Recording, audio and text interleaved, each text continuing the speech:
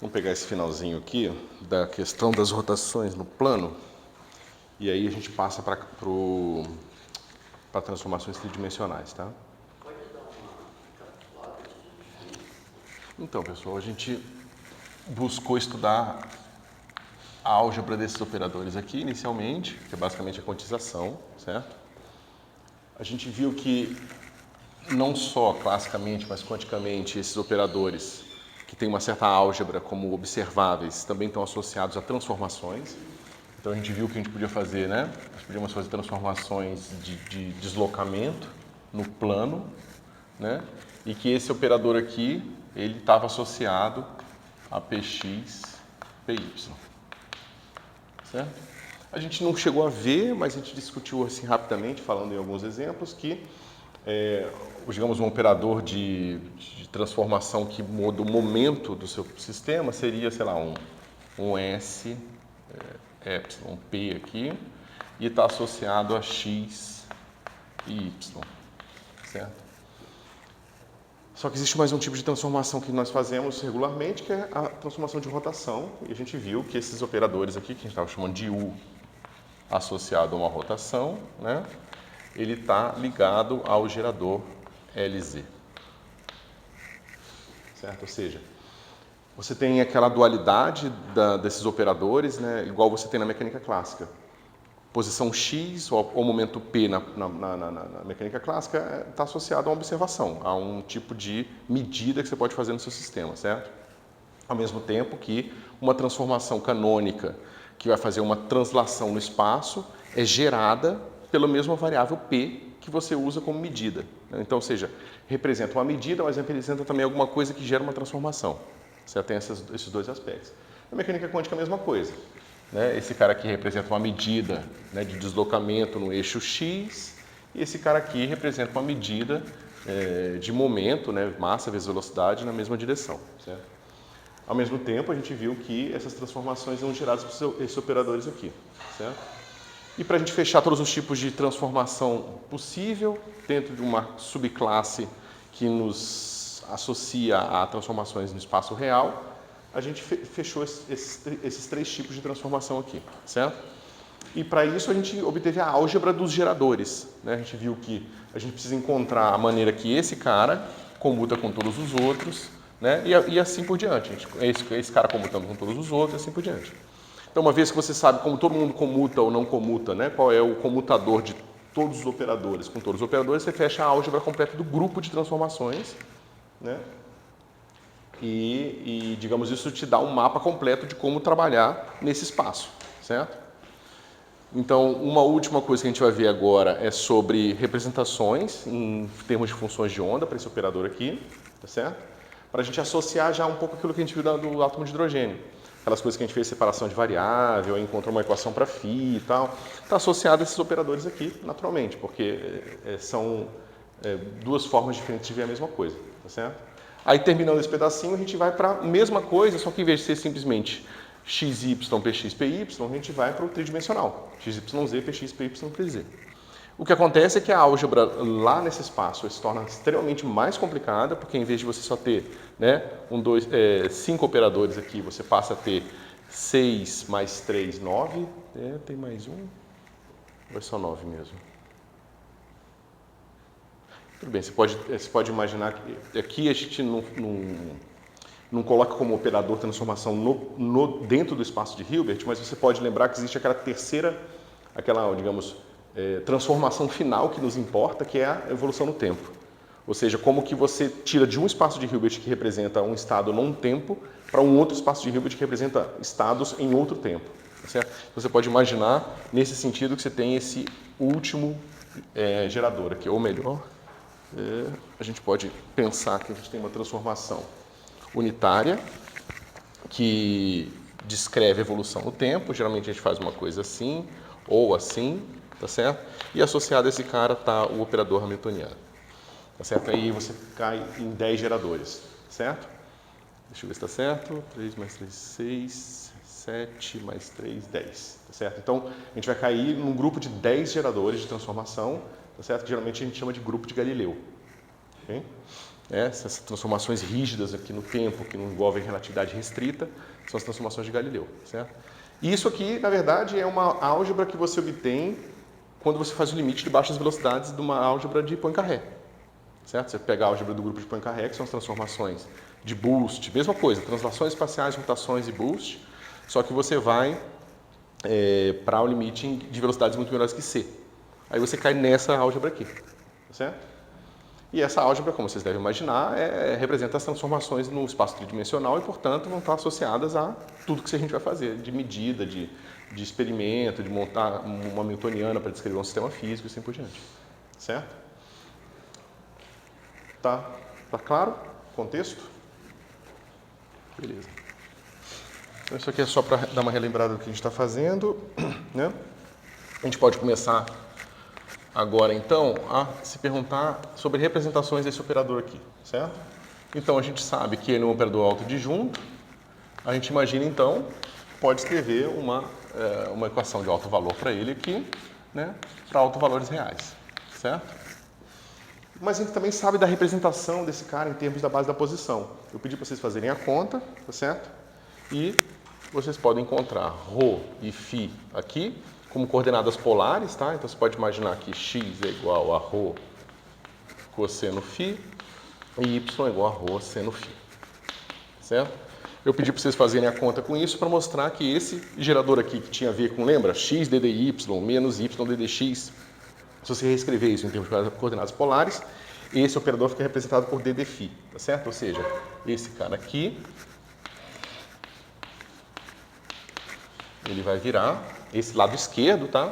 Vai ficar assim, menos i h cortado d dφ do seu psi de ρ e φ, tá certo?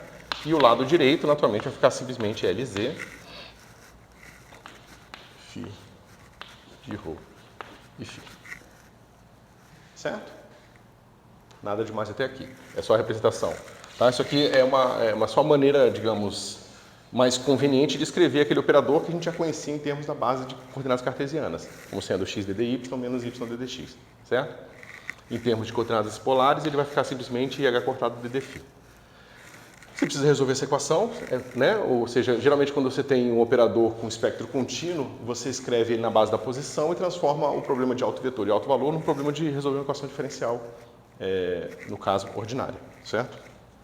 Ou seja, isso aqui diz pra gente que psi, deixa eu botar aqui, eu esqueci de botar aqui o rótulo, só para dizer que esse cara é o psi associado a Lz, tá?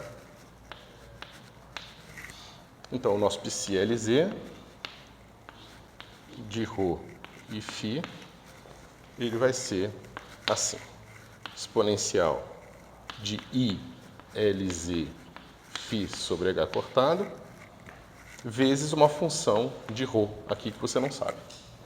Você, em vez de botar simplesmente uma constante, como é uma equação de duas variáveis, esse cara aqui, você vai ver que para qualquer função de ρ, satisfaz a equação para φ, certo? Ou seja, esse cara aqui são os seus autovetores, e você vê que toda a informação sobre ρ é degenerada aqui, o que é natural, certo? Tudo claro até aqui, pessoal? Né? A gente precisa que isso aqui seja autodisjunto, ou seja, a gente precisa do seguinte, φ1 Lz, φ2 seja igual a φ2 Lz, φ1. Vocês entendem essa minha posição aqui? Se eu pego essa expressão aqui,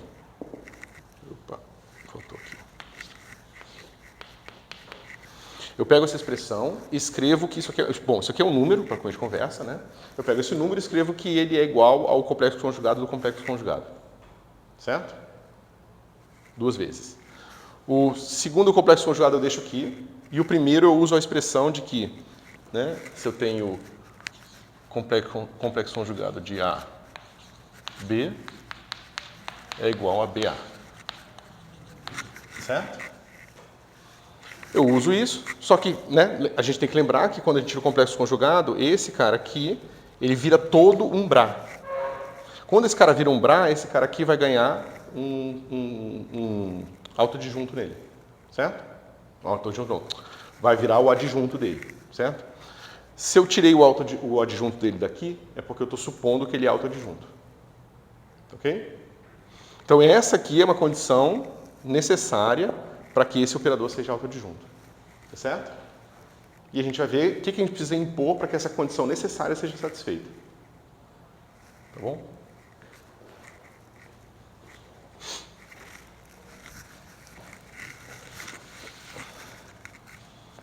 Então, vamos lá. Integral de φ. Aqui eu vou só botar a variável φ, porque o ρ não importa, tá?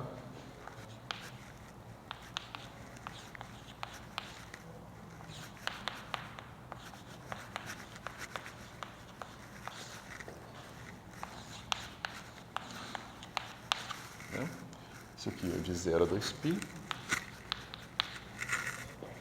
Isso aqui tem que ser igual a 0 a 2π de dφ. Agora é φ2 psi2φ menos IH cortado de dφ psi1 de φ.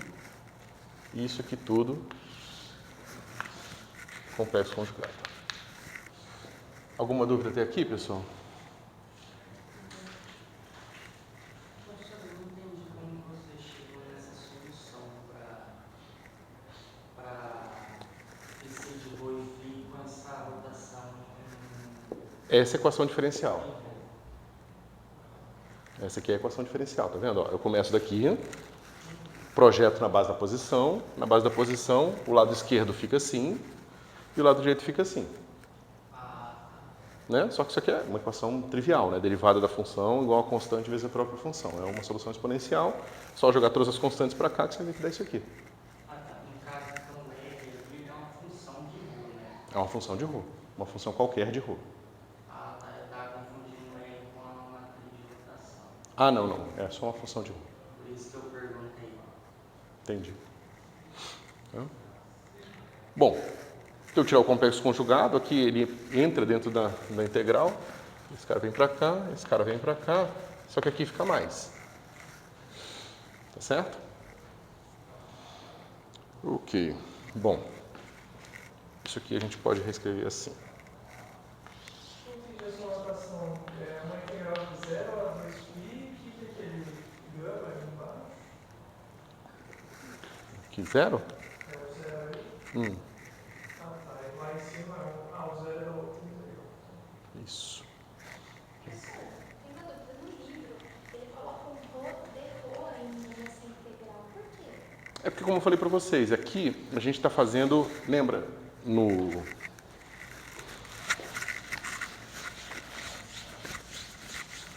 a gente tinha que a medida de integração que a gente usa é essa aqui, ó, integral dx dy. Certo? Só que se você fizer uma transformação para coordenadas polares, isso aqui vai ficar integral de φ ρ de ρ, que é o jacobiano. O rhozinho aqui é só o jacobiano da transformação. Tá certo?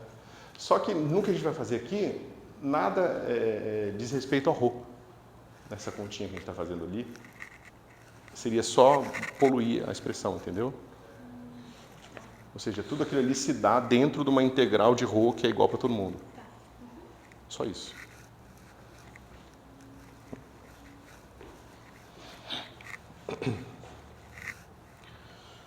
Ok, então esse cara está aqui, então eu vou fazer o seguinte, eu vou escrever a derivada total desse negócio menos a derivada do que falta, tá certo? Então, isso aqui vai ficar assim, aí vai ficar IH cortado de dφ, a derivada desse vezes esse, então fica assim, psi2, psi1 estrela, menos a derivada desse cara aqui, né? Para que a gente tenha, na hora que a gente abrir a regra de Leibniz, esse termo vai aparecer, mas vai aparecer um termo extra, que é a derivada atuando aqui. Eu subtraio ele porque eu não quero ele, porque não tinha ele aqui. IH cortado, del φ, psi2, φ1 estrela. Tá certo? Todo mundo está acompanhando? Só que esse termo aqui, pessoal, é igual a esse termo aqui. Certo? Eu preciso que isso seja igual a isso. Como eu falei para vocês, uma condição necessária. Tá certo? Porque eu usei que esse operador é autoadjunto para escrever essa expressão aqui de baixo. Então, para que isso seja igual a esse cara aqui, eu já tenho que esse pedaço é igual a esse. Tá certo? Eu simplesmente troquei a posição do operador, tá vendo? Eu tirei o operador que estava atuando aqui para atuar aqui. Para isso eu usei uma integração por partes, ou botar uma derivada total, como vocês preferirem pensar, tanto faz, certo? Então eu escrevi isso aqui como sendo derivada do produto, menos a derivada do cara extra. Só que a derivada do extra que aparece aqui é igual a isso aqui. Certo? Ó, φ1 estrela, fora da derivada, e o ddφ atuando só no π2. Tá certo? Então esse cara aqui vai embora com esse lado esquerdo aqui. Ou seja, eu preciso que essa integral aqui seja zero. Ok?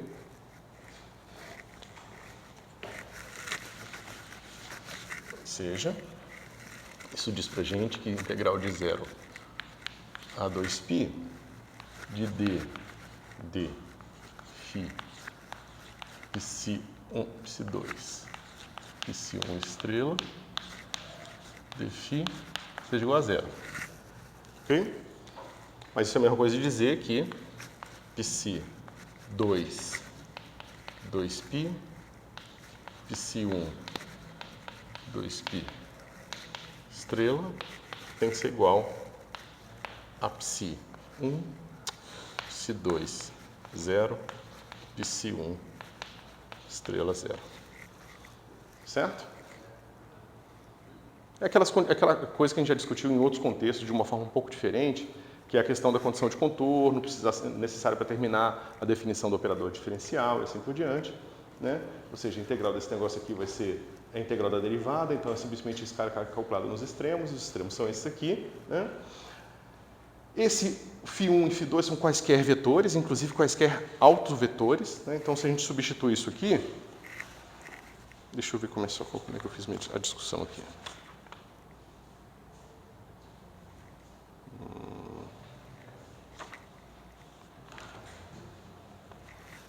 Bom, vocês podem reparar o seguinte, pessoal. Para isso aqui ser satisfeito, a gente pode simplesmente exigir que πci, qualquer que seja o πci, de 0 é igual ao πci de 2π. Certo? Se a gente exigir isso aqui, vai ficar assim, π2 é 0, π1 estrela 0, igual a π2 0, π1 estrela 0. Acabou. Né? O que seria o mais natural a gente exigir essa condição aqui. Okay? Que na prática é o que a gente vai fazer. Tá? Mas parece que a gente teria uma segunda opção. Por exemplo, digamos que eu pudesse fazer essa igualdade aqui e botar um menos aqui. Certo?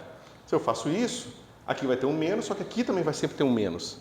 Se eu faço isso com todas as minhas funções de onda, ela tem essa característica. Na hora que eu giro 2π, ela muda de sinal. Se eu faço isso, aqui vai ter um menos, aqui vai ter um menos, mas vai continuar sendo π2 de 0 e π1 estrela de 0. E vai continuar cortando aqui. Então, parece que eu tenho uma liberdade aqui um pouco maior, tá certo? Só que só parece. Porque aqui, esses dois pontos são o mesmo ponto do espaço. Tá certo? E se eu fizesse essa escolha aqui, eu estaria fazendo minha função de onda ser descontínua. É como se na hora que ela desse a volta, na hora que eu chegasse pela direita ou pela esquerda no mesmo ponto, ela ia ter valores diferentes. Isso vai impedir que eu faça essa escolha de menos aqui. Tá certo? Só que o que a gente vai mostrar, depois que a gente olhar a estrutura do grupo das representações do grupo de rotação, é que existe uma maneira da gente botar esse menos aparecendo aqui. Certo? Não vai ser dessa forma, mas vai ser muito parecido com isso.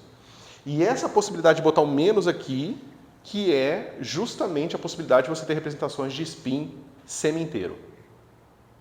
Certo? Vamos ver isso?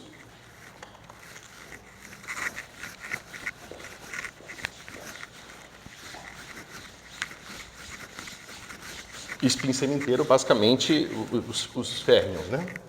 Ou seja, lembra que a gente encontrou que o nosso psi de LZ, né, de φ, como eu falei, né, eu estou botando só φ para simplificar. Vai ser uma coisa do tipo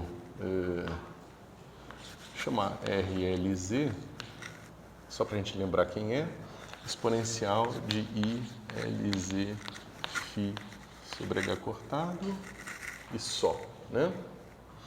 Se esse cara aqui tem que ser igual, né? Ou seja, se a gente tem essa exigência aqui, LZ de φ igual a LZ de φ mais 2π, ou melhor, né? 0 igual a 2π, isso aqui basicamente vai dizer para a gente que exponencial de 0 é igual ao exponencial de ILZ 2π sobre H cortado.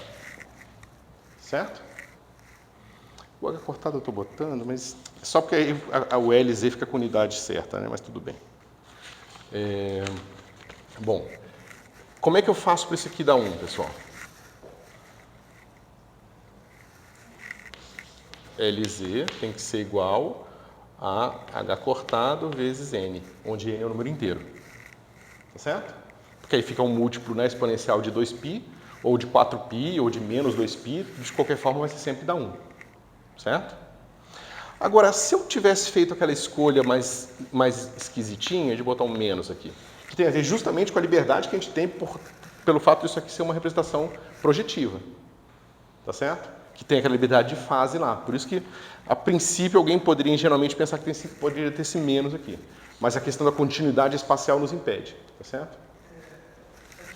É um módulo de um número complexo, né? Ele pode ser negativo, então? Como assim negativo? Aquela condição lá é de outro módulo. Não, porque aqui é 1 e 2. Se eu escolhesse 1 e 1 seria módulo. Mas de qualquer forma, tudo bem. Não tem problema se você tivesse escolhido a mesma função de onda, né? Aqui e ali.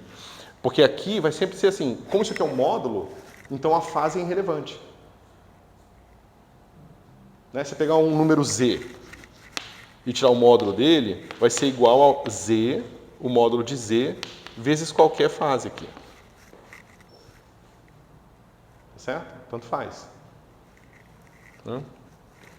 Agora, olha que interessante, pessoal. Se eu pudesse ter esse menos aqui, quais são os possíveis LZs aqui?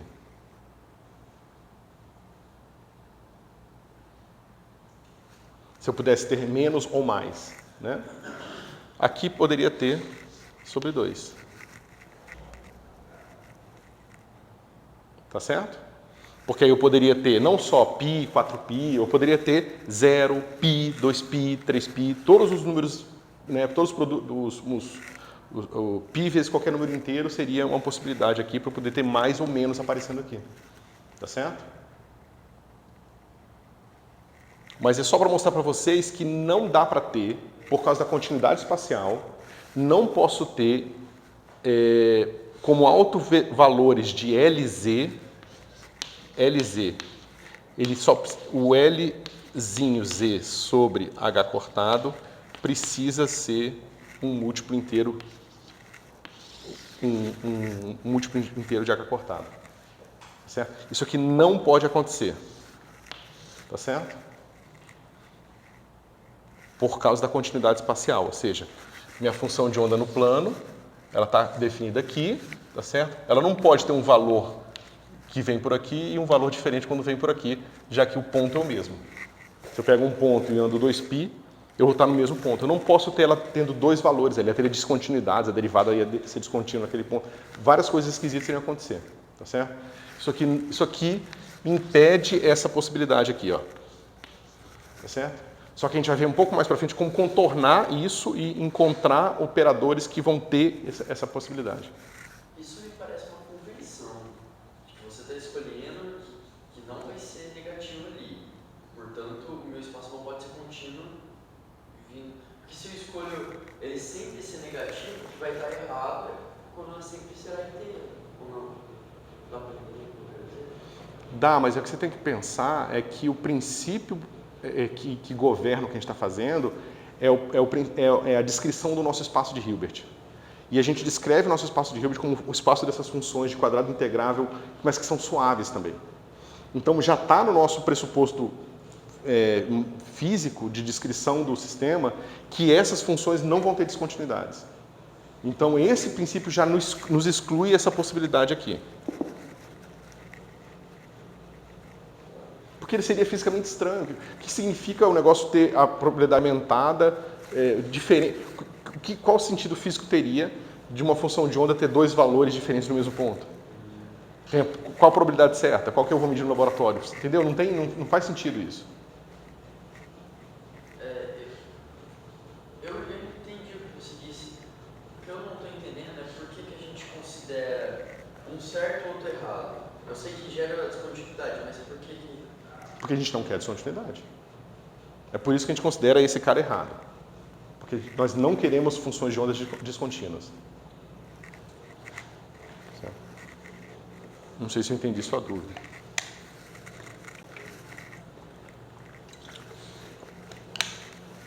Tá certo?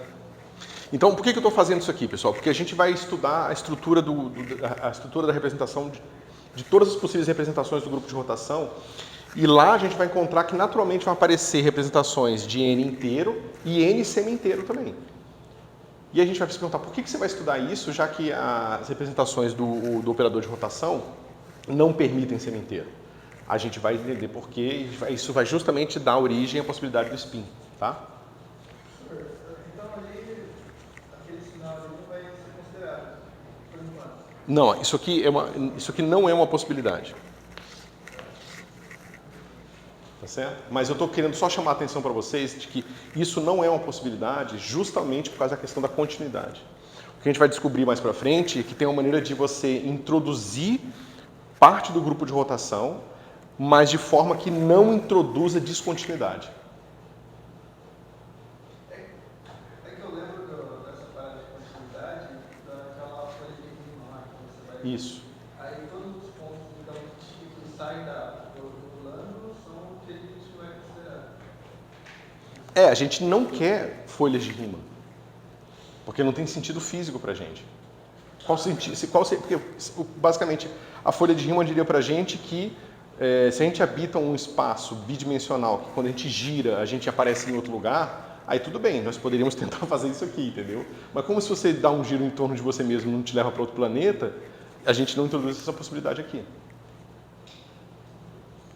Se toda vez que a gente girasse em torno de si a gente fosse para outra folha de rima, aí essa possibilidade poderia ser aventada. Tá certo?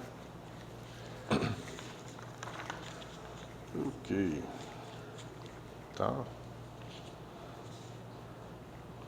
O finalzinho do capítulo vai falar um pouco sobre problemas de simetria, com simetria de rotação, mas eu acho que vocês podem dar uma lida lá, não tem nada de muito interessante, não. É coisas que a gente já viu outras vezes, tá? A gente pode passar para o próximo assunto, que é momento angular em 3 dimensões. Mas dei uma olhadinha lá nesse fim, tá? É só para escrever uma newtoniana geral de um problema que tem a simetria de rotação no plano.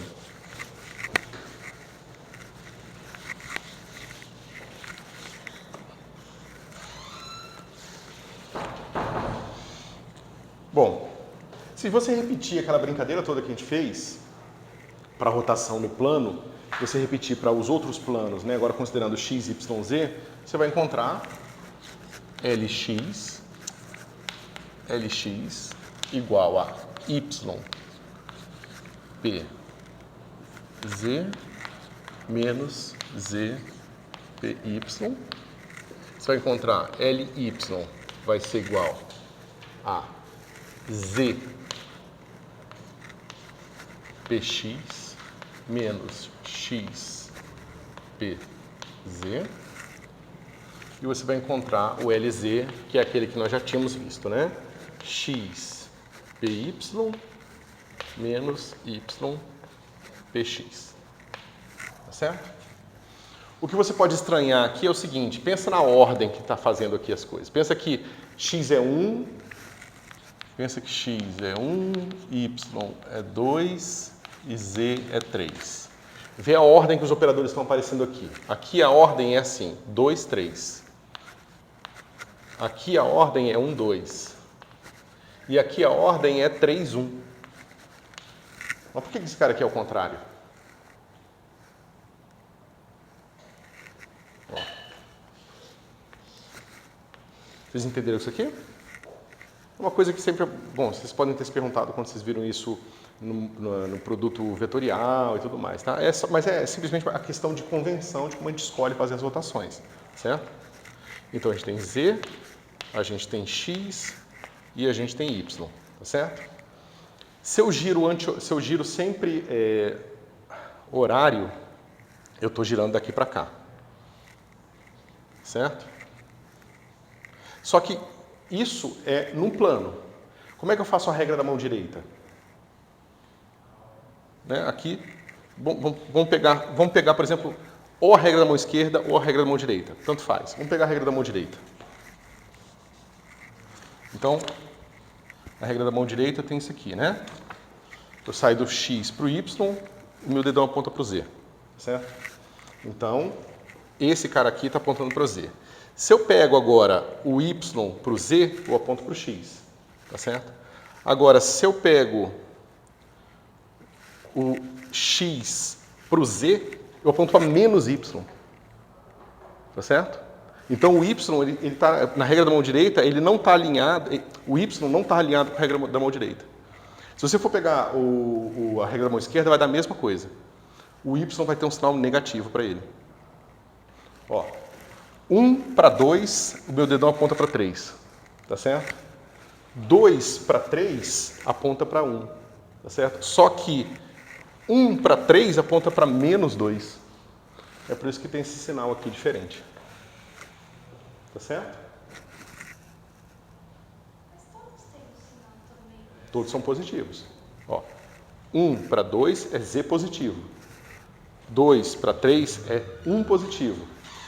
1 para 3 é 2 negativo. Por isso que tem um sinal aqui, ó.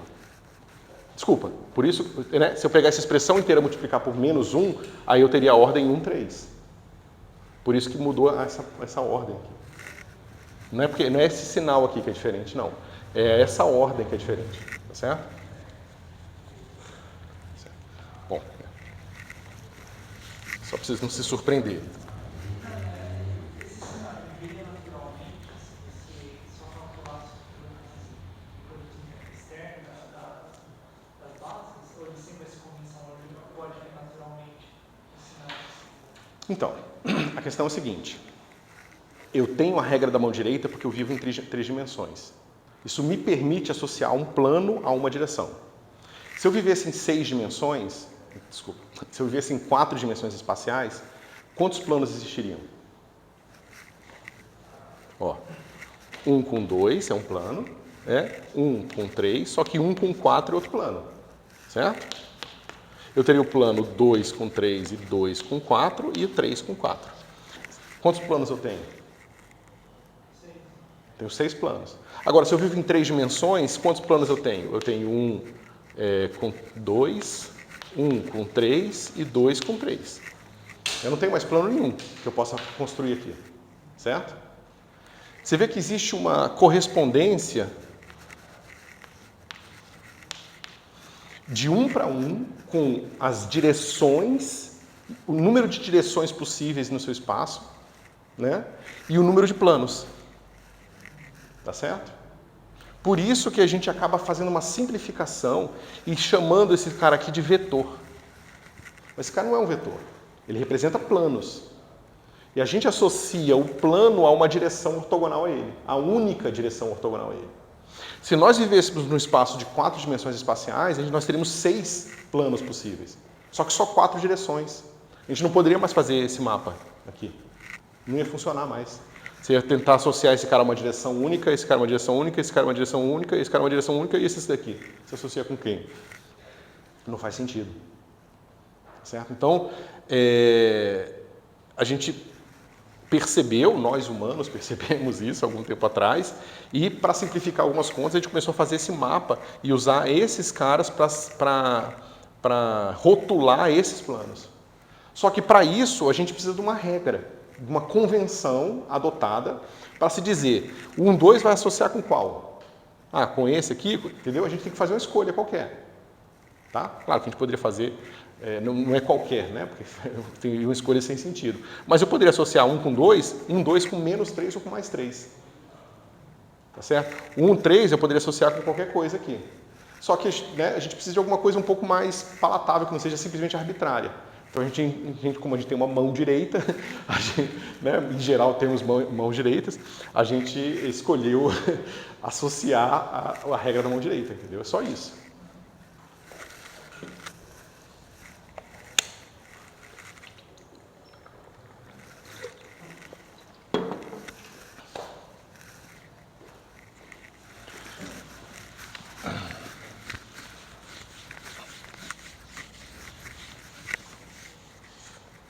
Bom, vamos ver o que acontece aqui, né? Ou seja, deixa eu apagar isso aqui, porque a gente vai precisar de quadro.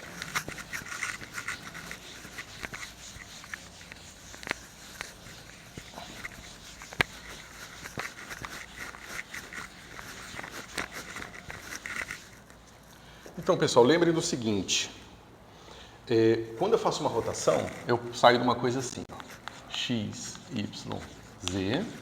Se eu rodo no plano, o que vai acontecer? Vai ficar assim, ó, x cosseno θ menos y seno θ, e aqui vai ficar y cosseno θ mais x seno θ, e aqui não faz nada, certo? Infinitesimal, a gente já viu, esse cara vai ficar assim, x aqui menos y θ, né, para θ pequenininho, e aqui é y mais x, θ e z, tá certo? Eu posso fazer isso agora para todos os planos, né? Eu posso pensar que esse cara foi uma rotação no 1, 2, né, gerada por LZ, mas eu poderia ter também a rotação aqui no plano YZ. O que me faria, em vez de ter isso aqui, eu teria uma coisa assim. X fica paradinho e aqui vai ficar Y menos X θ e Z mais Z θ e Z mais Y θ. Tá certo? Só tem que tomar cuidado com a rotação no eixo Y, porque aí o sinal muda. Tá ok? Aí depende se a gente está fazendo a regra da mão direita ou da mão esquerda, tanto faz, mas o sinal vai mudar para um deles, certo? Até aqui tudo bem? Mas veja, lembra que a gente fez aquela brincadeira para encontrar o comutador dos geradores? E a gente precisava fazer isso aqui, né? Faz um desse, depois faz um desse, depois faz o contrário, né? Ou seja, gira nessa direção, depois nessa, depois gira essa ao contrário e depois essa ao contrário, certo? Bom, então, basicamente, deixa eu apagar aqui, isso aqui é só uma preparação. A gente tem uma coisa assim. U R menos Y, epsilon Y P2, né? Que é a última que eu vou fazer. Aqui eu vou ter R menos X P1, U R Y P2 e U R Y. Tá certo? Eu vou deixar como exercício, vocês façam essas rotações, uma em torno do eixo 1, outra em torno do eixo 2, depois a inversa no eixo 1 e a inversa no eixo 2. É super simples, tá? Vocês podem ou não se aproveitar daqueles termos que vão sempre ser zero, tá certo? Que eu mostrei na outra aula, tá? E vocês vão encontrar que isso aqui é igual a uma rotação em torno do eixo Z de menos EX e Y. Tá certo? Façam isso, tá, pessoal? Importante. E aí, novamente, a gente tem toda aquela brincadeira aqui. Eu poderia escrever assim, identidade mais I, epsilon, Y, LZ sobre H cortado. Lembra, eu poderia até o termo quadrático, mas não precisa, porque o termo quadrático nunca vai ser importante, né? Aí eu vou também ter outro termo linear aqui. Aqui. aqui é o LZ mesmo, é o LY. Aqui é o LX sobre H cortado. E aí, mesma coisa aqui, né?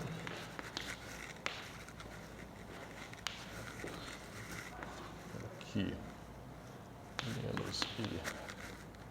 Aqui é o L. Estou fazendo tudo errado, né? Aqui é LX, epsilon X. Aqui é o epsilon Y. H cortado e, finalmente, identidade menos I sobre H cortado. E esse cara aqui é identidade mais epsilon x, epsilon y, I sobre H cortado, LZ. Certo? Novamente, a gente faz toda aquela brincadeira, todos os termos de ordem zero, vai dar 1, vai dar identidade, corta com aquela. Você vai pegando todos os comutadores aqui e você vai encontrar o quê? O lado esquerdo você vai encontrar epsilon x, epsilon y sobre H cortado ao quadrado, comutador de LX, LY. E no lado direito, a gente já tinha, né, exceto pela identidade que a gente já cortou com a identidade do lado esquerdo, a gente tinha que esse cara aqui vai ser igual a epsilon x, epsilon y sobre H cortado I LZ. Certo? Esses caras vão embora, né? E você vai encontrar que o comutador de LX com LY é igual a IH cortado LZ. Tá certo? Então, como eu falei para vocês lá anteriormente, essa é uma das formas de você encontrar a álgebra. Você faz toda essa expansão aqui. Essa aqui, a gente construiu ela, eu mostrei explicitamente para vocês que os termos quadráticos todos se cortam, sobra só o comutador, tá certo? Então, mais ou menos, isso aqui foi construído para dar o comutador. E aí, se você souber seguir as transformações no plano ou no espaço tridimensional, fazendo aquelas pequenas transformações em cada direção separadamente, você consegue sempre encontrar o comutador, certo? E, bom, a gente acabou de encontrar aqui o comutador das rotações entre x e y, dá uma rotação em z, certo? Beleza. Fechando as nossas convenções, você pode fazer isso aqui para todos os planos e você vai descobrir o seguinte, que comutador de LI com LJ, seguindo aquela ordem que eu escrevi anteriormente, vai ser igual a IH cortado, soma sobre K, de 1 até 3, do Levitivita e JK LK. Certo?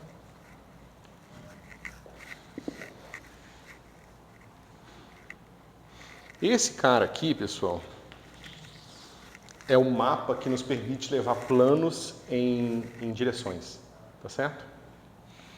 Porque se você vai pegar aqui um símbolo totalmente antissimétrico de 3 índices, né, em 3 dimensões, naturalmente, ele vai ter o mesmo número de Ks que ele tem de pares em J. Que é aquilo que eu tinha falado antes para vocês. Se vocês construírem um negócio em 4 dimensões, ele não vai ter as mesmas propriedades. Vai ver que, na verdade, um vetor é elevado em outra coisa, certo? Usando o mesmo tipo de mapa, né?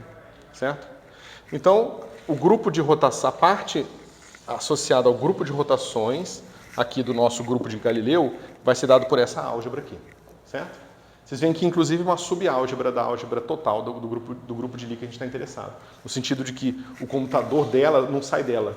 Você pegar L's com L's, você só encontra L, certo? Por mais que você pegue L com P, você vai encontrar P, L com L, você vai encontrar L, certo? Então, essa é uma subálgebra fechada. O que é basicamente, o que é natural. Você faz rotações só pensando em rotações e pode esquecer translações, tá certo? Mas se você mistura as duas, você tem que continuar misturando as duas, certo?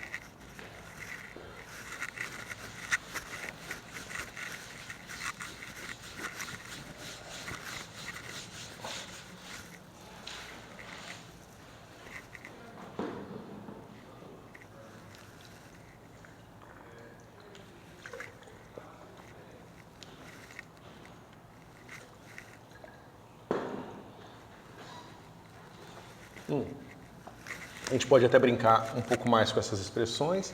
Outras que também são usadas às vezes são essas aqui. Eu posso botar o meu Lx, Ly, Lz dentro de um vetor. É um vetor cujas componentes são operadores, a gente já discutiu um pouco isso. E calcular o produto vetorial desses caras. Certo? O produto vetorial desses caras é dado assim, somatório de jk até 3, né? Ambos de 1 até 3, de epsilon e jk, li, lj e k. Certo? Só que isso aqui, pessoal, o que vai dar pra gente?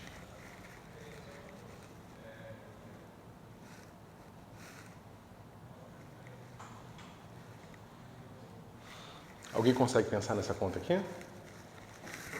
Ou fica muito abstrato?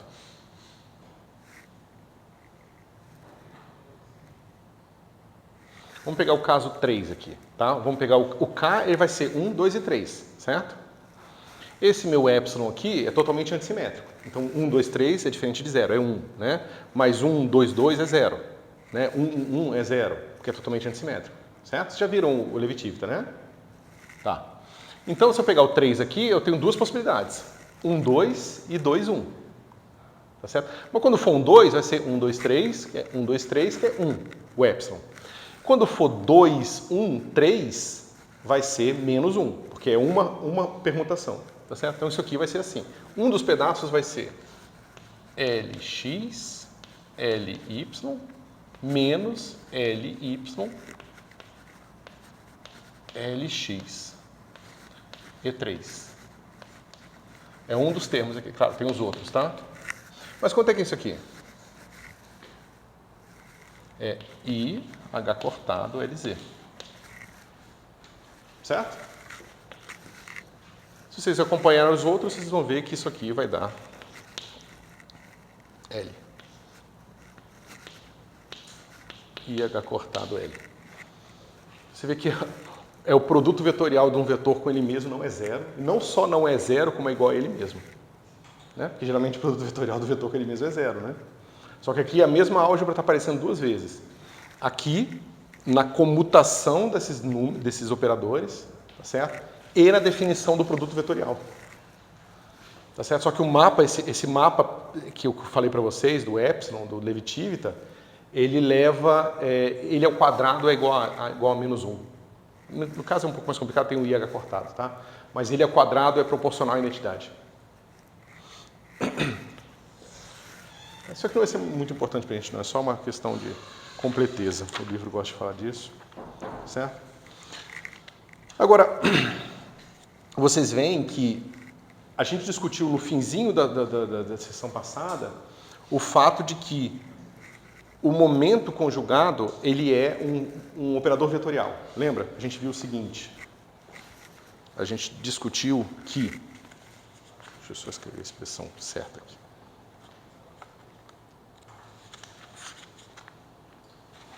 Lembra? A gente falou o seguinte, ó.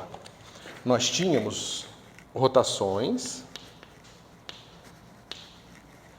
em certos operadores vetoriais que era dado por isso aqui, né? Soma de R I J VJ. Lembra que a gente falou isso aqui? Ou seja, tinha operadores vetoriais e operadores que se comportam como vetores quando você aplica uma rotação gerada por esses operadores unitários aqui. O que é natural, que são aqueles que a gente quer que represente quantidades associadas a direções do espaço, tá certo? E que isso aqui basicamente dava pra gente... Cadê? Eu não fiz aqui.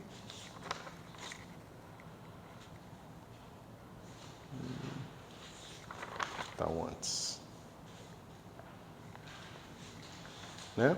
Isso aqui dava pra gente, por exemplo, que a gente fez LZ com PX e encontrou que isso aqui era IH cortado PY. Tá certo? Então, você está vendo que LZ comutando com um operador vetorial, ele dá a mesma ação da rotação. Tá certo? Ou seja, o LZ ele girou PX para PY. Tá certo? Porque é assim que, né, a gente tem, é assim que como é que se diz? A rotação faz com a direção 1 indo para a direção 2. Tá certo? Só que se você olhar para cá de volta, o LX ele está girando o Y para o Z. Você pode pensar que o L gira ele também. Ele se gira. Ele gera rotação sobre ele mesmo. Tá certo? Os L's. É por isso que ele tem essa álgebra fechada aqui. Tá certo? Mas é porque isso está dizendo para a gente que os geradores de rotação também estão associados a direções. Mas é uma coisa que a gente já sabia. Então, quando a gente gira o espaço, gira-se também os geradores de rotação. Certo? Os eixos, ou melhor, quando você gira o seu espaço, os seus eixos de rotação também giram. Tá certo? É por isso que ele tem essa álgebra aqui. Mas isso mostra pra gente que o próprio LX e LY também formam um vetor de fato. Ele é um operador vetorial. Certo? E como um operador vetorial, ele tem associado a ele um escalar. Né? Qual é o escalar associado a um vetor? Se você tem um único vetor, como é que você forma um escalar com ele? No espaço euclidiano, claro. O que não gira de um vetor? O módulo. Né? Ou seja, você pode pegar agora, deixa eu voltar para e calcular esse cara aqui. Eu vou chamar de L2 e ele é definido como sendo Lx ao quadrado mais Ly ao quadrado mais Lz ao quadrado. Tá certo? Esse aqui vai ser um operador extremamente importante para a gente. Ok? O interessante, uma coisa interessante que a gente pode ver aqui é a seguinte. Se você pensa só do ponto de vista do grupo de rotações, ou seja, aquela álgebra que tinha aqui, você descobre que esse operador ele é um operador importante e natural que aparece para esse grupo de Lie. É o chamado de um operador de Casimir. Tá certo? É um operador que ele é invariante sobre ações do grupo. Ok? Ou seja, o módulo aparece naturalmente como uma coisa invariante quando você estuda a álgebra no grupo de rotações. Certo? Você poderia pensar da maneira que nós pensamos, trazendo a noção de módulo daquilo que a gente já tinha, mas se você quiser pensar só dentro da estrutura de um grupo, você pode encontrar dentro da estrutura dele as coisas que são invariantes sobre as transformações que eles geram, né? Que aquela álgebra gera. Certo? Bom, a gente pode provar rapidamente que esse cara aqui é um invariante, tá certo? Como é que vai ficar aqui Lx com L2?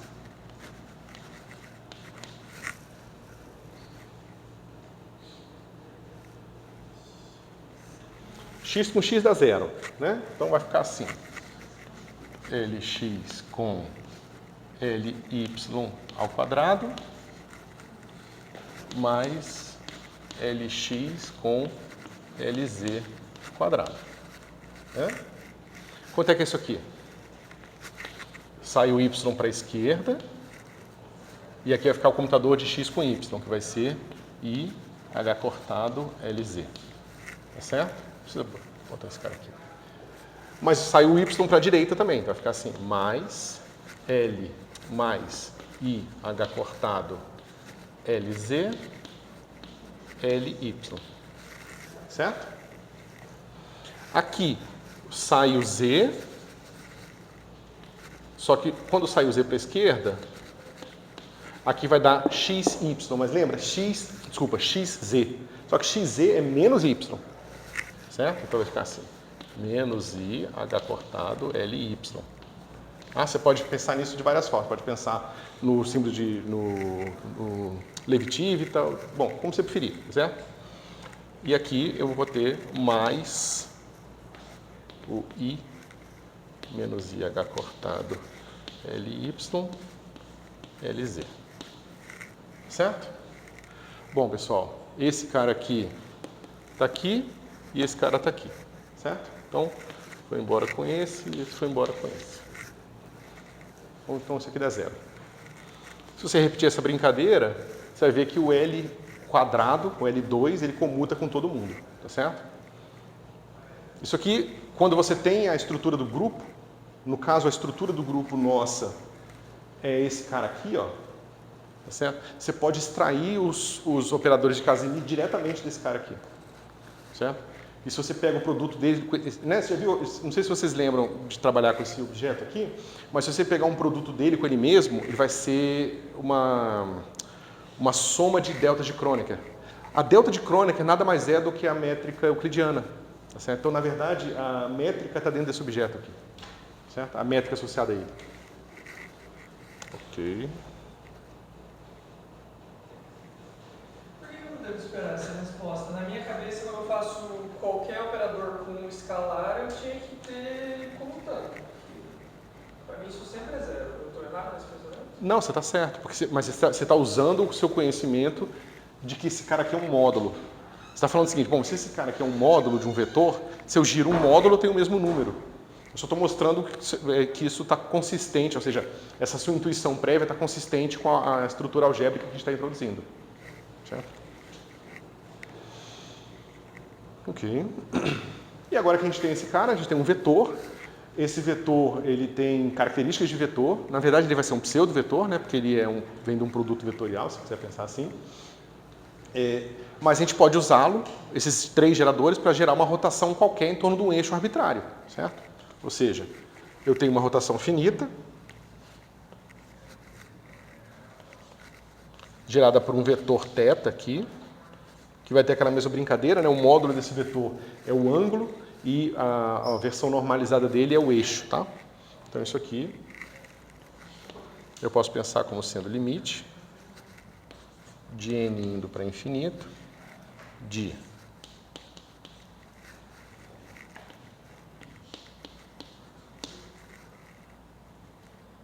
isso cortado θ sobre n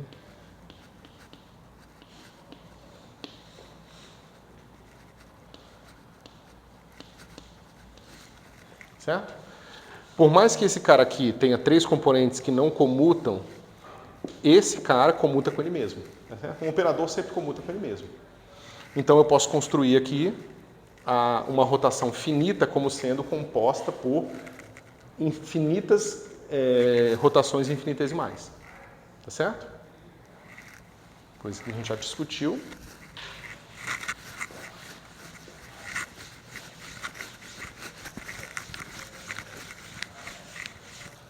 Ou seja, a nossa rotação U de R de θ é igual a exponencial de menos I θ L sobre H cortado. Certo? Isso é uma rotação finita qualquer. Bom, uma outra coisa que a gente pode ver facilmente aqui é o seguinte: se eu tenho uma rotação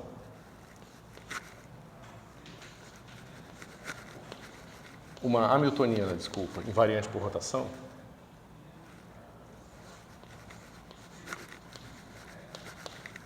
é igual a R, igual a própria H, tá certo? Isso aqui está dizendo o que para a gente? Que a gente tem um problema de simetria de rotação, certo? Sobre qualquer eixo, né? Porque aqui eu não especifiquei qual é a rotação que eu estou fazendo. Então não é só LZ. O nosso H tem que comutar com todo mundo. H comuta com LI. Tá certo? Nada demais. Agora, se H comuta com LI, eu pego essa expressão, multiplico ora pela direita, ora pela esquerda por LI e mostro que H comuta com LI ao quadrado. Certo? Mas se H comuta com LI quadrado, eu posso somar esse cara aqui com I igual a 1, I igual a 2 e I igual a 3. Ou seja, H comuta com L2. Tá certo? Então veja, toda vez que você tem um problema com simetria de rotação, você tem não só que o H vai comutar com todos os L's, mas o H vai comutar com o L quadrado também. certo? Já não é se esperar, cara. Claro. Sim. Como eu falei, é só mostrando algebricamente uma coisa que a gente já esperava, tá? Não tem nenhuma surpresa aqui não.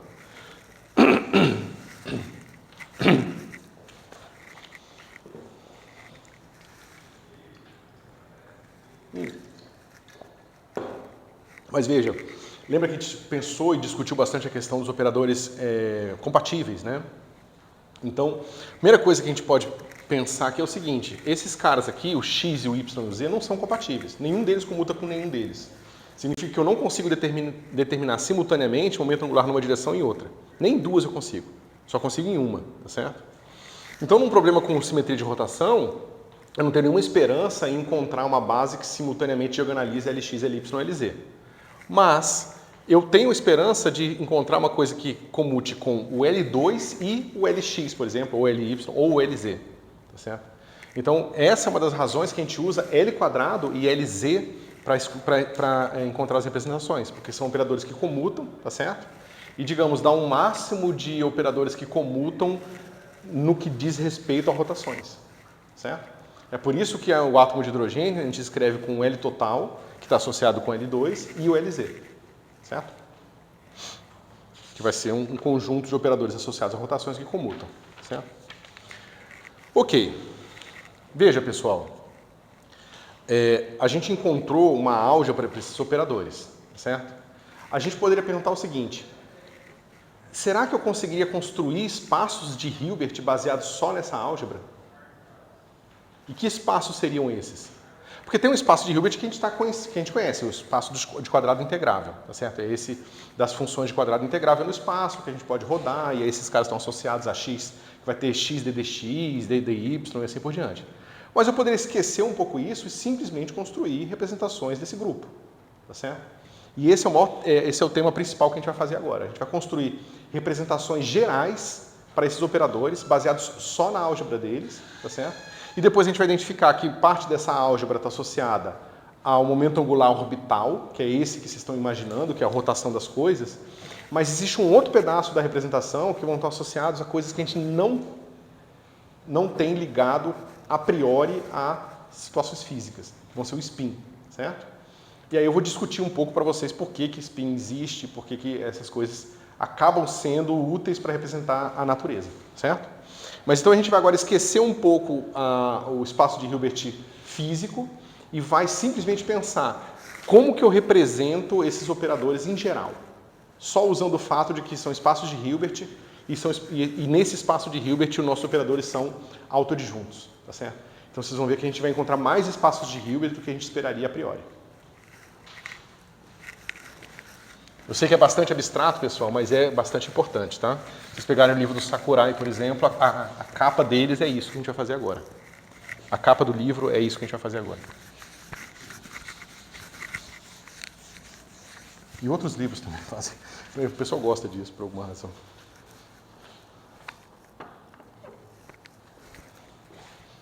Bom, então vamos lá. A gente vai escolher encontrar representações e, para isso, a gente precisa de um, digamos, conjunto completo ou um máximo de operadores que comutam associados àquela álgebra, tá certo? E a gente acabou de ver que a gente tem o L2 mais um qualquer para representar, tá certo?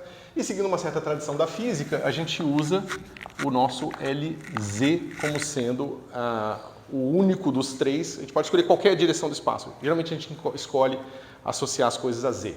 Eu não sei porquê, mas é o que a gente faz, certo? E a gente agora quer encontrar representações desse grupo aqui, tá bom? Então, a gente vai dizer o quê? Que existe aqui um autovetor simultâneo dessas duas coisas, certo? Então aqui vai ser alfa, beta, tá certo? E eu vou ter aqui Lz, alfa, beta, vai ser igual a beta, alfa, beta, tá certo? Naquela mesma pegada de operadores compatíveis, né? Ou seja, se eles são compatíveis, eu posso sempre filtrar as minhas observações, fazendo medidas subsequentes de L2 e Lz, de forma a me guiar até esses vetores aqui. São autovetores simultâneos dos dois operadores, certo? Alfa. Alfa beta é igual a alfa beta. Eu só estou usando esse aqui, é um cat, que representa um autovetor simultâneo dos dois operadores. O rótulo alfa representa o autovalor desse cara e o beta desse cara aqui. É só isso. É claro que a gente vai encontrar relações entre esses dois autovetores, esses dois autovalores, tá? Mas por enquanto a gente simplesmente vai fazer uma afirmação de que sejam esses dois operadores autoadjuntos, eles têm uma base de autovetores.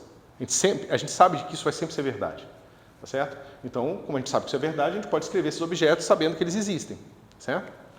E aí agora a gente vai tentar manipular esses objetos para encontrar a estrutura da representação da nossa álgebra nesses objetos alfa-beta, certo? Para isso a gente vai definir dois operadores bastante importantes aqui, que são os operadores L mais ou menos, certo? Eles nada mais vão ser do que o Lx mais ou menos e Ly. Então, o que ele parece ser importante no nada, para você em cima do... O que você fez ali? Eu vou fazer o seguinte, eu vou fazer um zoom na álgebra do grupo de rotações. E aí eu tenho essa álgebra, né, que é a álgebra do grupo é a álgebra de Lie associada ao grupo, né? Então são os três geradores, Lx, Ly, Lz, eles têm uma álgebra. Essa álgebra, ela mostra pra gente que esses todos os operadores, nenhum deles comuta com nenhum. Então, para eu encontrar uma representação, eu preciso encontrar o máximo de operadores que comutam, tá certo? Que eu consigo determinar dentro daquela álgebra. E aí eu mostrei para vocês que o L2 é um deles, certo? Ou seja, eu sei que L2 comuta com Lx ou com Ly, quer dizer, Lx com Ly e com Lz, tá certo?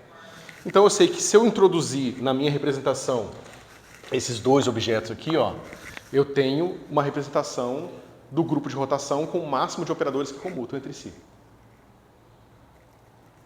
Aqueles 4, você pega só 2.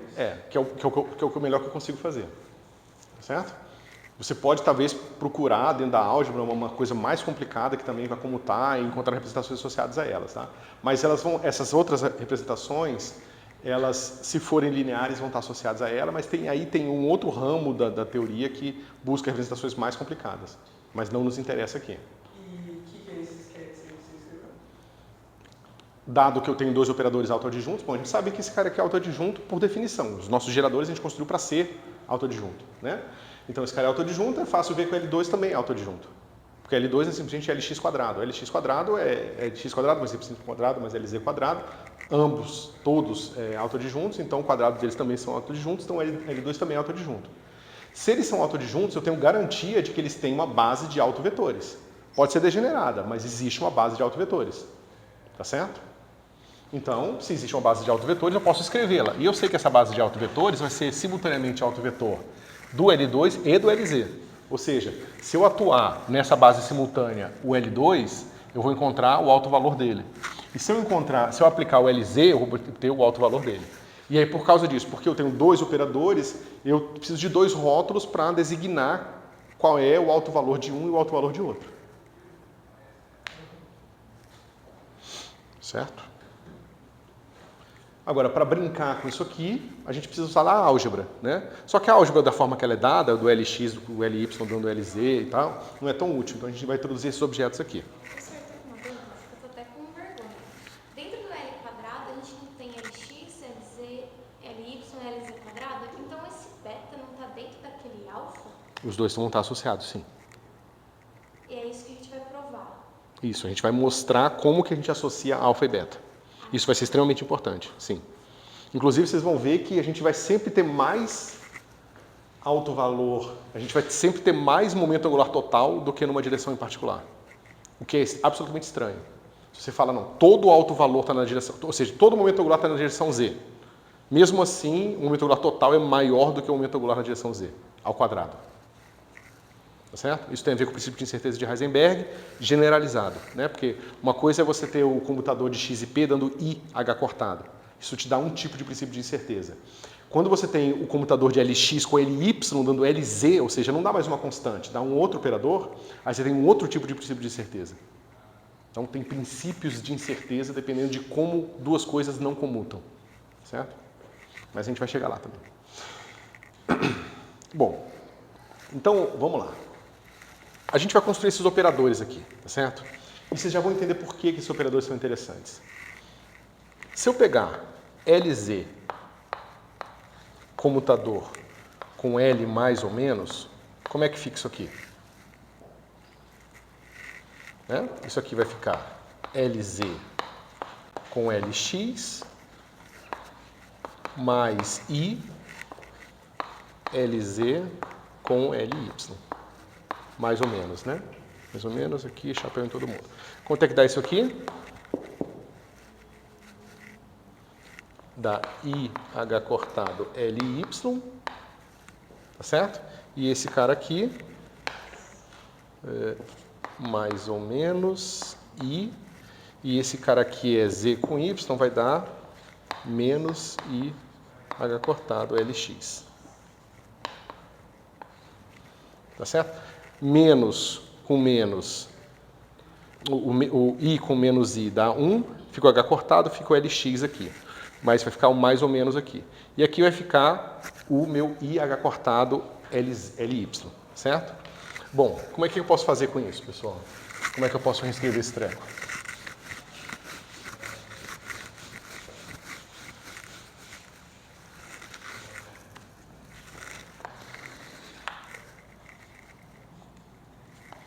Bota o mais ou menos em evidência. Né? Quanto é que é mais ou menos ao quadrado? É 1. Né? Então eu posso botar um mais ou menos ao quadrado aqui, boto o mais ou menos em evidência, vai ficar assim. Lz, L, mais ou menos, H cortado, L mais ou menos. Tá certo? Se mais ou menos confundir vocês podem chamar de epsilon e falar que epsilon é 1 ou menos 1, tá certo? Então esse cara aqui, ó, ele tem uma coisa interessante.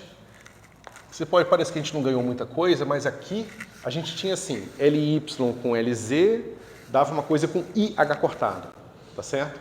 Agora eu tenho Lz com esses caras dando um número real aqui. Eles não são mais autoadjuntos, tá? Se eu tomar um autoadjunto aqui, ó, se eu tirar o adjunto desse operador, o mais vira o menos e o menos vira o mais. Tá certo? Vocês lembram de outro par de operadores que tinha essa característica? Quando você tira o adjunto, um vira o outro? Operador de criação e aniquilação. Né? É tão óbvio que a gente não pensa, mas o operador de aniquilação vira o criação se você tirar o adjunto e vice-versa. Tá certo? Aqui é exatamente a mesma... Exatamente não. É muito parecida a estrutura algébrica, tá certo? Um vai aumentar alguma coisa e o outro vai diminuir alguma outra coisa, certo? E a gente vai ver justamente que quem vai aumentar e diminuir é o alto valor do Lz. Então esses operadores aqui eles vão servir para mostrar como que a gente associa um alto vetor com certo alto valor a outro alto vetor também do Lz com outro alto valor, certo? Mas para isso a gente precisa saber também o que acontece com o alto valor alfa, ou seja, do L2. E para isso é fácil a gente ver que L2 comuta com todo mundo. Então ele também comuta com mais ou menos. Certo? Então o que acontece, pessoal? Se eu for medir quem é o alto valor desse cara aqui.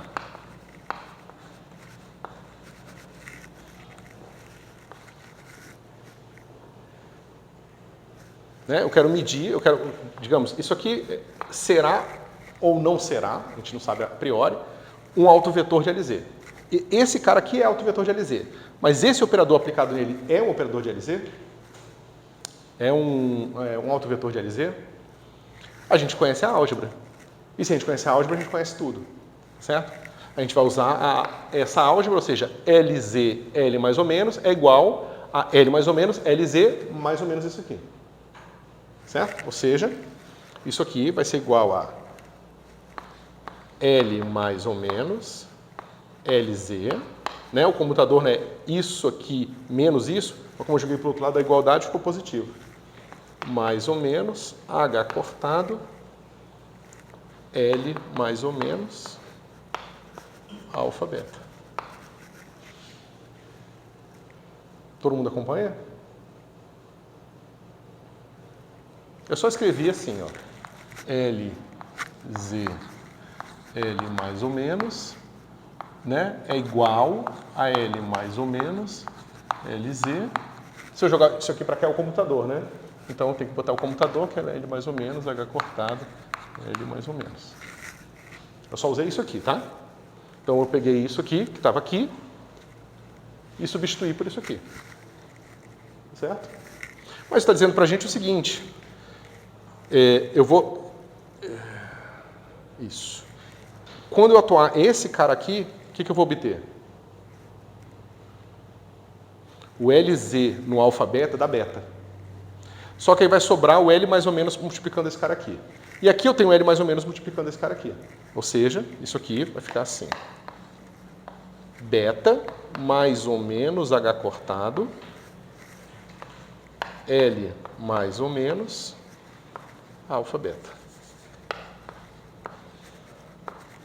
Então, surpreendentemente, ou não tão surpreendentemente assim, esse objeto aqui é também autovetor de LZ. Só que agora o autovalor dele não é mais beta. É beta mais H cortado ou beta menos H cortado. Certo? Então, eu uso esse truque com esse cara aqui sendo mais ou menos sem um i.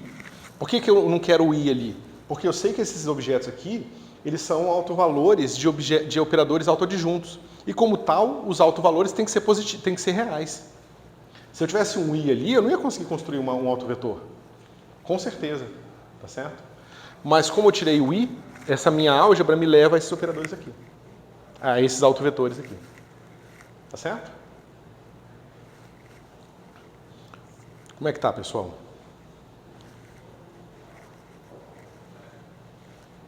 Né? Então, isso mostra pra gente que se eu tenho alfa beta, eu também tenho alfa, e aqui eu vou botar assim, beta mais ou menos H. Tá certo?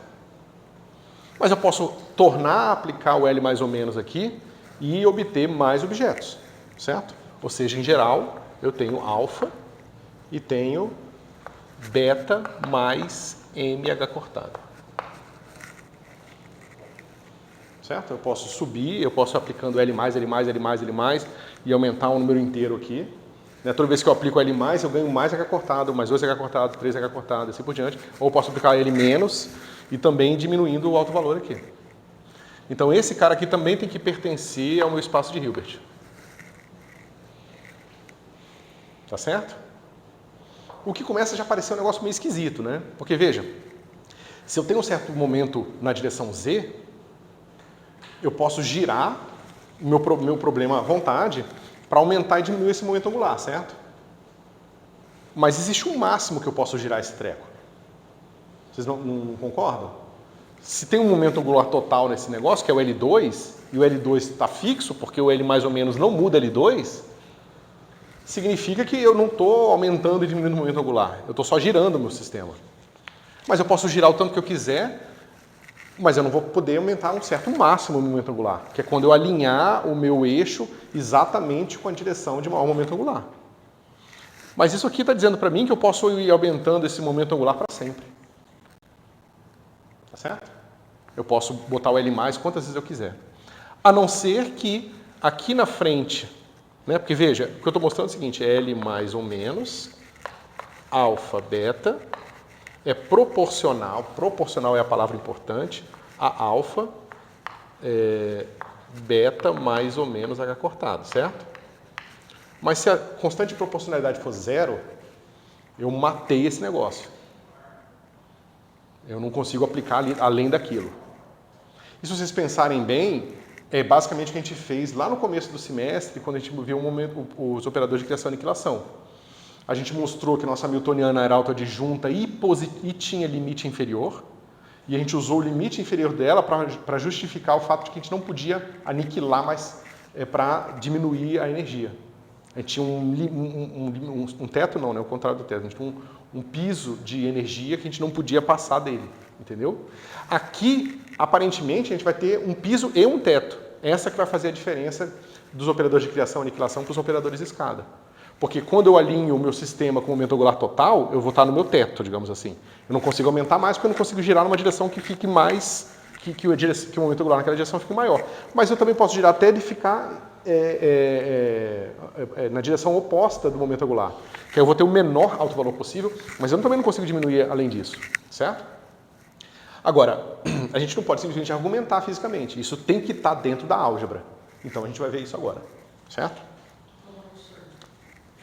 No caso, ele aceita valores que não são exatos? Você diz inteiros? Isso. Não. Você vê que aqui é simplesmente... A gente está falando dessa álgebra de operadores, a gente está falando de potências inteiras desse operador aqui.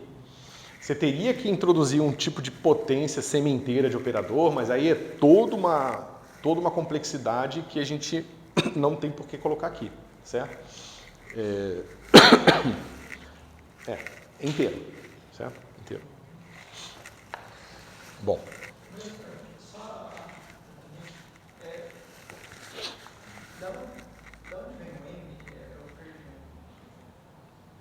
Você entendeu isso aqui? O que disso aqui que você não entendeu? Lembra, ó, a gente fez essa continha simples aqui. LZ aplicado nesse objeto, que é um vetor, né? Por mais que esse vetor esteja escrito no quadro como a aplicação de um operador em um vetor, não interessa. O resultado de um operador num vetor é um vetor. Então, isso aqui como um todo é um vetor. E eu mostrei que esse cara, quando eu aplico LZ nele, eu faço umas manipulações algébricas, eu encontro o mesmo vetor. Ó, tá vendo? O vetor é idêntico. Só que o alto valor é beta mais ou menos H cortado. Tá certo? Então, eu mostrei que esse objeto, ele precisa ser um alto vetor com esse alto valor aqui. Beta mais ou menos H cortado. Ou seja, esse vetor é o mesmo... Acho que tá ruim aqui, né? Esse cara aqui, ó, é o mesmo parênteses que está aqui, tá vendo? Eu estou mostrando, essa expressão aqui, essas três linhas, mostram que isso tem que ser proporcional a isso. Tá certo? Só que se isso é proporcional a isso, então é fácil mostrar que L mais ao quadrado, aplicado em alfa beta, tem que ser proporcional a alfa beta mais 2H cortado. E o mesmo aconteceria se eu aplicasse o L menos quadrado. Mas também apareceria se eu aplicasse o L mais a quinta. Tá certo? E aí ia aparecendo diferentes números inteiros multiplicando H cortado aqui. Certo? Maravilha. Bom, como é que a gente faz para estudar agora esses autovalores aqui, essas limitações, né? O teto e o piso? A gente usa o que a gente sabe.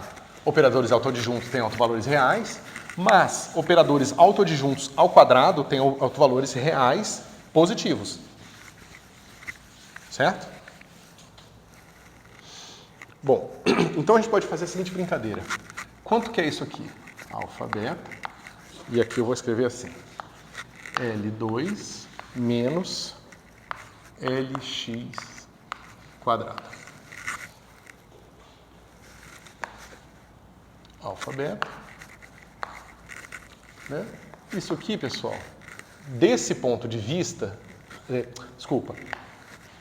desse ponto de vista aqui, eu tenho dois operadores. Está errado isso aqui. Não, eu fiz assim mesmo. Como é que eu fiz assim?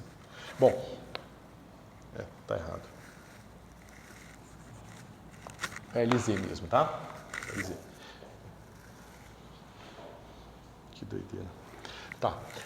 Desse ponto de vista aqui, eu tenho dois operadores aqui dentro que são os quais esses vetores são autovetores D, certo? Mas eu posso reescrever isso aqui assim, ó. Alfa, beta, e isso aqui é Lx mais Ly ao quadrado. Alfa, beta. Todo mundo concorda? Só que, pessoal, isso aqui são operadores autoadjuntos ao quadrado. Se são operadores autoadjuntos ao quadrado, significa que eles só têm autovalores positivos. Se eles só têm autovalores positivos, isso aqui tem que ser positivo. Tá certo? Mas o lado esquerdo vai dizer o que pra gente? O lado esquerdo vai dizer alfa menos beta ao quadrado. Certo? Se eu aplico esse aqui dá alfa. Se eu aplico esse cara aqui uma vez dá beta. Se eu aplico duas vezes dá beta ao quadrado. Mas isso tem que ser maior que zero. Ou seja, alfa é maior que beta ao quadrado. Lembra que eu estava falando da princípio de incerteza generalizado? Ele está aparecendo aqui, certo?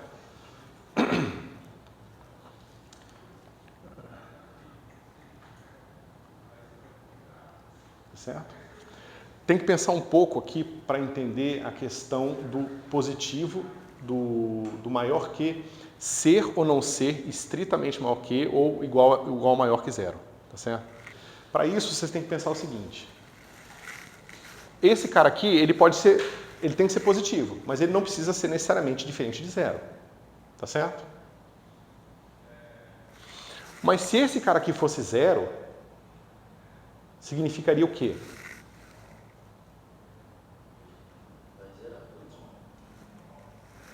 Significaria que eu estaria determinando o autovalor desse cara junto com LZ. Porque o lado esquerdo, esse cara aqui é um autovetor de L quadrado e LZ, certo? Se esse cara aqui der zero, significa que esses caras também são autovetores desses dois caras aqui. Tá certo? Mas eu não posso ter os dois simultaneamente autovetores. Tá certo? Depois quando a gente voltar no princípio de incerteza generalizado, a gente vê isso com mais detalhe, tá certo? Mas isso aqui é para mostrar que esse cara aqui é maior, não maior igual. Certo? Ou seja, momento angular total é maior do que o momento angular na direção z ao quadrado. Podia ser maior ou igual se não tivesse essa dificuldade aqui. Certo? Então você vê que isso aqui, ó, já nos barra aqui. Porque o L quadrado comuta com L mais ou menos. Então o valor de alfa não muda. Eu aplico o L mais ou menos quantas vezes eu quiser que o alfa não muda. Mas o beta ele vai subindo e vai descendo. Só que o beta tem que satisfazer isso aqui, ó. E se eu for aumentando o meu beta, tem uma hora que ele vai romper essa desigualdade. Tá certo? Então, para que nós construamos uma representação de operadores autoadjuntos, a gente precisa impor que isso aqui é verdade. Certo? Então, é o caráter autoadjunto dos operadores que vai restringir as nossas representações. Ok? E aí a gente vai vamos construí-las, deixa eu ver, mais um pouquinho. Tá? Bom. Ok. Deixa eu voltar aqui. Onde é que eu parei? Eu estava me encaminhando para o fim, mas tem mais 3 minutos. Então, o que a gente quer, pessoal, é que L mais aplicado num certo alfa beta máximo seja igual a zero. Ou seja, a gente quer que exista um autovetor que esteja no teto, de forma que se eu tentar aumentar mais o autovalor dele, eu tenho que obter o operador proporcional, um vetor proporcional a zero, ou seja, um vetor nulo. Certo? E a mesma coisa eu quero que o meu L menos beta mínimo também seja zero. Certo? Bom, acho que não vale a pena continuar. É que agora a continha é um pouco mais longa, tá?